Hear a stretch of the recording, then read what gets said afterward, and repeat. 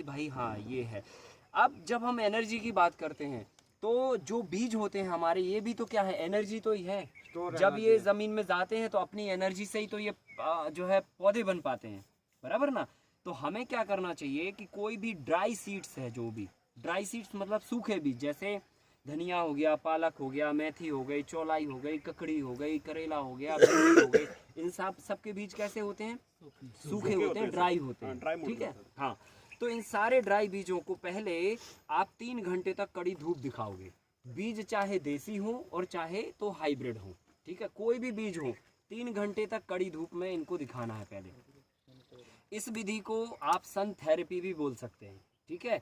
Basically इससे क्या होता है कि जब सन इस पे पड़ता है, सूरज की रोशनी पड़ती है, तो बीज में एक एटॉमिक एनर्जी जनरेट होती है, ठीक है। और जब आप फिर उसको सीडलिंग करते हैं, ज़मीन में लगाते हैं, तो आप उसका जर्मिनेशन का फ़र्क देख लेना। आप 100 बीजों को खुद से प्रयोग करना, लगा देना आप ऐसे ही डायरेक्टली, और 100 बीजों को 3 घंटे की धूप दिखा के फिर लगाना, और दोनों का जर्मिनेशन देखना टाइम के हिसाब से और उनकी बॉडी के स्ट्रक्चर के हिसाब से।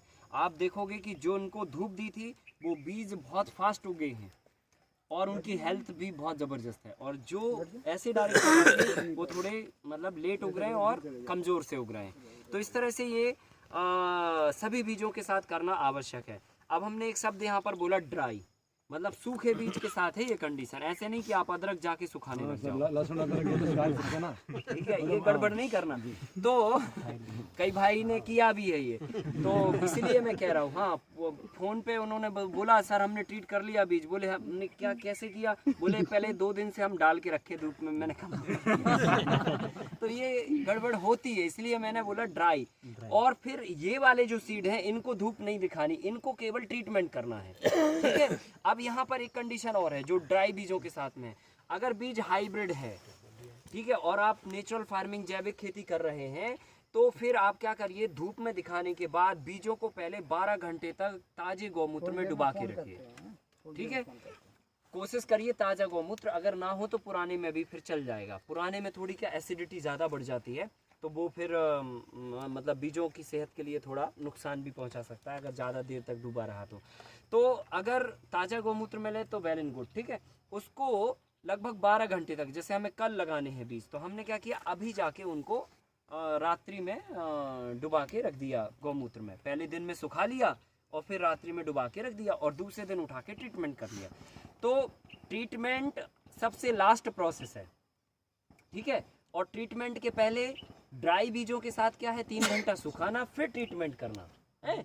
और हाइब्रिड बीजों के साथ में क्या है, ड्राई करना, सुखाना 3 घंटे तक, और फिर उसके बाद 12 घंटे गौमूत्र में डूबना, फिर जाके ट्रीटमेंट करना। समझ में आ गई ना बात। और इन वाले बीजों के लिए सीधा ट्रीटमेंट करना, ठीक है, क्लियर। जैसे हल्दी हुआ, अदरक हुआ, लहसुन हुआ, ग्रीन गार्लिक हुआ, ग्रीन प्याज हुआ, है ना, इस तरह के सारी चीजें, हल्दी वगैरह हुई सब, हाँ सब। तो ये करना, हल्दी लहसुन और क्या सब जो मतलब जो गीले होते हैं जिनमें नमी होती है, आलू भी होगा इसी में, जमीन में नीचे दबाना बस। हाँ, आलू भी होगा, शकलकंद भी होगा, ठीक है, ये सारे जो कंद से लगती है जो चीजें, शकलकंद सर, शकरकंदी, हाँ, रतालू, हाँ रतालू, वो सब। तो ये करके हमें ये करना है, ट्रीट करना है। अब जब हम ये इतनी प्रोसेस समझ चुके ट्रीटमेंट के पहले की, अब ट्रीटमेंट कैसे करना, तो ट्रीटमेंट के लिए कई सारे फार्मूले हैं, बहुत सारे फार्मूले, लेकिन जो हमने तैयार किया फार्मूला वो हम आपको शेयर करते हैं अपने अनुभव के साथ में।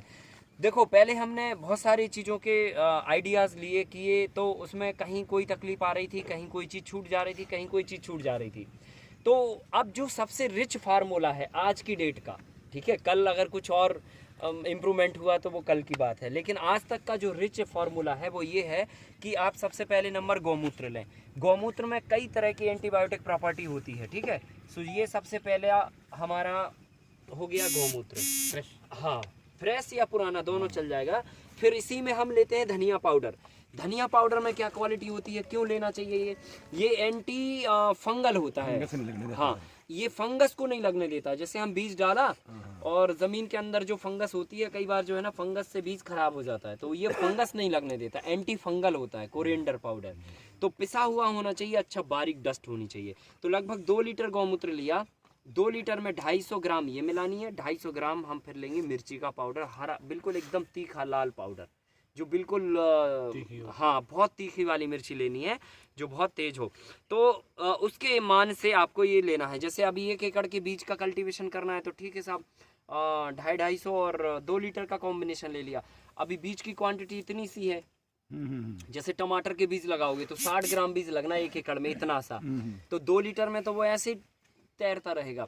तो हमको क्या करना, फिर उसकी मात्रा इसके क्वांटिटी के हिसाब से घटा के और फिर अपनी समझ के हिसाब से उसको लेनी है कि भाई इतने से बीज है तो इतना ही सा लिक्विड बनाते हैं। 4 चम्मच गौमूत्र ले लेते हैं, आधी चम्मच ये ले लेते हैं, आधी चम्मच वो ले लेते हैं। समझ में आ गई ना बात? ठीक है। तो अभी जैसे जितना हमें करना है उसके हिसाब से ये हम लेके आए हैं। तो ये इसमें हम धनिया पाउडर डालते हैं, ये हमने डाल दिया, और उठा के हम फिर इसमें मिर्ची का पाउडर डाल देंगे और फिर इसको अच्छा प्रॉपर घोल देंगे। ठीक है। ये धनिया पाउडर बाजार गए अपने नहीं, ये सब अपना है भाई। नहीं, अपने घर के बाजार में तो पता नहीं किसी नाम बोलते हैं धनिया, उसमें पता नहीं क्या क्या चल रहा है।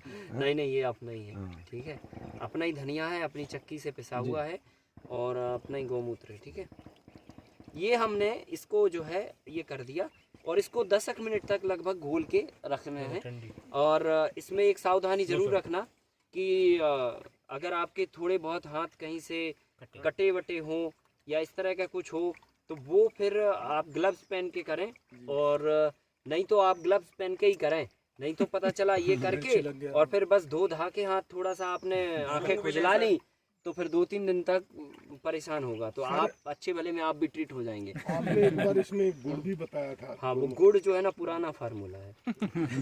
ये 2022 का ये अपडेट हो गया। नहीं, धूप में नहीं, ये सारी प्रोसेस छाया में होनी चाहिए। अच्छा, अब देखो ट्रीटमेंट में 2 चीजें हैं। नंबर 1, जितनी भी सब्जी अनाज फल फूल के जो बीज होंगे वो सारे ट्रीट होंगे कैसे, इस फार्मूले से। और जो बीज हमारे गीले होंगे, गीले मतलब जो मॉइस्चर रहता है जिनके अंदर, उनके लिए हाँ, उनके लिए आप इससे भी कर सकते हो, और नहीं तो इनका स्पेशल ट्रीटमेंट है। स्पेशल ट्रीटमेंट ये है कि 10 लीटर लो आप पानी और 1 किलो उसमें मिलाओ चूना पत्थर और उसको अच्छा भिगो लो, मतलब तो वो चूना पानी बन गया। अब उस चूना पानी में ये मटेरियल को 10 मिनट तक आप डिप करके रखोगे और फिर निकालोगे और फिर जाके 10 मिनट तक इसको फैला के रखोगे। चूना तो ठंडा होना चाहिए ना सर। हाँ?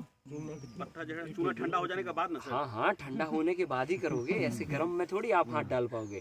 तो मतलब नॉर्मल हो जाए, जब थोड़ा हल्का सा स्टीम रहे तो चलेगा। तो वो घोल लिया आपने और फिर इसको बीजों को 10 मिनट तक उसमें डुबा के रखना है। ये इसलिए करते हैं क्योंकि इनमें सबसे ज़्यादा फंगस लगने के चांसेस होते हैं, क्योंकि इनमें मॉइस्चर रहता है। तो मॉइस्चर के कारण जो है फंगस जल्दी लगती है। तो इसलिए हम लोग इनको चूना पानी से ट्रीट करते हैं। चूना जो है ना फंगस को लगने नहीं देता है और इसके आसपास का जो वातावरण है वो बढ़िया बना के रखता है, मतलब ज़्यादा मॉइस्चर को नहीं होने देता है, गर्म रखता है। हाँ, हीटेड रखता है। तो इसलिए फंगस नहीं लग पाती है। तो चूना पानी का इससे ट्रीटमेंट करें। अदरक का है, हल्दी का है, अरबी का है, इस तरह की सारी फसलों का। ठीक है, और बाकी की जितनी फिर बचती हैं वो हम इससे करेंगे। ठीक है, और इससे जो है इसमें जो ट्रीटमेंट होगा वो इसका भी कर सकते हैं, मतलब कंद वाली फसलों का भी कर सकते हैं, लेकिन इनके लिए स्पेशल है। तो आप चाहें तो स्पेशल ही करें तो ज़्यादा बेटर है इनका ट्रीटमेंट। ठीक है, क्वेश्चन है जो हमारे साइड होता है गन्ना, गन्ना किस चीज़ से ट्रीट करें? गन्ना इसी से करो, सॉरी इससे चूना वाले से। हाँ, क्योंकि चूना में गन्ने में भी जो है ना फंगस बहुत आती है ज़मीन के अंदर। जिसमें मॉइस्चर हो उसका ट्रीटमेंट चूना पानी से ही करो, टैगलाइन ही बना दो। ठीक है कि नहीं? तो ये चीज़ हमें ध्यान में रखनी। अब हम क्या करने वाले हैं, सबसे पहले नंबर कंद वाली फसलों के बीज इसमें डालेंगे और इनको लगभग 10 मिनट तक इसमें डला रहने देंगे, है ना।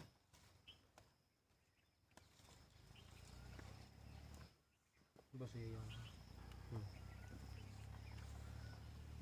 एकदम डाल के तुरंत नहीं निकालना इसको। इसमें डला रहने के पीछे का जो उद्देश्य है वो ये है कि हाँ, ये पूरा एकदम एब्जॉर्ब कर ले, सोख ले, बस ये है इसका मकसद, है ना। अच्छा, अब इसमें 1-2 बातें, ये इस पे पैर मत रखो आप, ये बेड है यार, अभी खुद खाद के बनाया, आप पीट रहे हो। हाँ, अब इसमें जो ध्यान रखने वाली बात है, देखो हमने मिर्ची इसलिए लगाई है क्योंकि क्या होता है कि जैसे चींटी है, चिंटा है, या कोई भी ऐसी चिड़िया है, पक्षी हैं, कई बार क्या होता है ये जो है बीज को जैसे ही आपने खेत बोया और पीछे से जाके वो चुन चुन के खा जाते हैं। तो ये हमने अपने खेत में ही जाके पिछले 2 साल से हम लगातार देख रहे थे। हमने बोनी किया, पता चला मोर बैठी और चना चुन चुन के ले गई। तो अब वो गुड़ रहता था उसके साथ में, तो उनको और मजा आता था। अच्छा, गुड़ हम लगाते थे इसलिए कि इसको सेल्यूलोज ग्लूकोज मिल जाए, तो वो एकदम प्लांट हेल्दी निकले। तो जो निकलता था वो तो हेल्दी निकलता था, लेकिन 100 डालते थे तो पता चला 10 निकले, 90 खा गए। तो वो गड़बड़ हो रही थी। फिर हमने मिर्ची लगाना चालू किया। अब मिर्ची लगा देते हैं तो मिर्ची इंसान को छोड़कर और कोई मिर्ची खाना पसंद नहीं करता, ना पशु पक्षी ना जानवर। किसी भी तोते को तो आपने खिलाना सिखाया, वो थोड़ी पहले सिखाता है।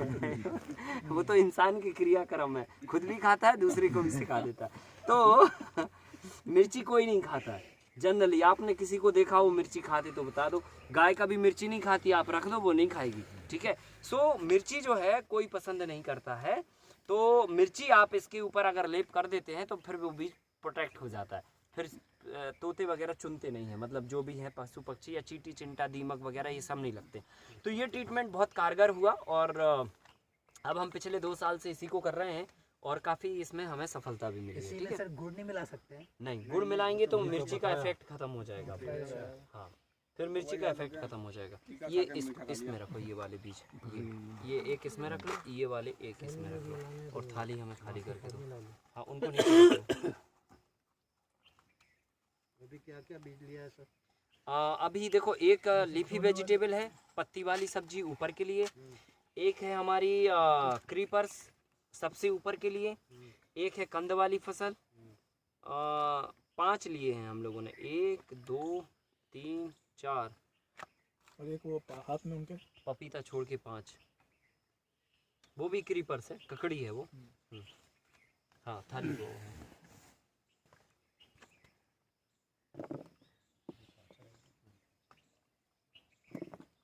ये हम इसको निकाल के वाले ट्रीटमेंट में मतलब 10 मिनट रखना। 10 मिनट, सब में 10 मिनट तो इसमें डाल के रखना और 10 मिनट फिर ऐसे निकाल के भी रखना, तुरंत नहीं लगाना। और कितने समय के अंदर लगना चाहिए ये 6 घंटे के अंदर फिर लग जाए। ट्रीटमेंट करके छाव में सुखाना है। छाया में त्रिपाल बिछा दो, फैला के डाल दो ऐसे ही, या फर्श बना हो आपके पास अगर, तो बस ऐसे ही निकाल के और फर्श पे फैला दो, वो भी कर सकते हैं। केंचुए से प्रॉब्लम है? नहीं, केंचुए तो जहाँ मिर्ची लगेगी भाग जाएगा, वो थोड़ी ना वहीं बैठा रहेगा। उसके पास भी तो दिमाग, पैर, हाथ सब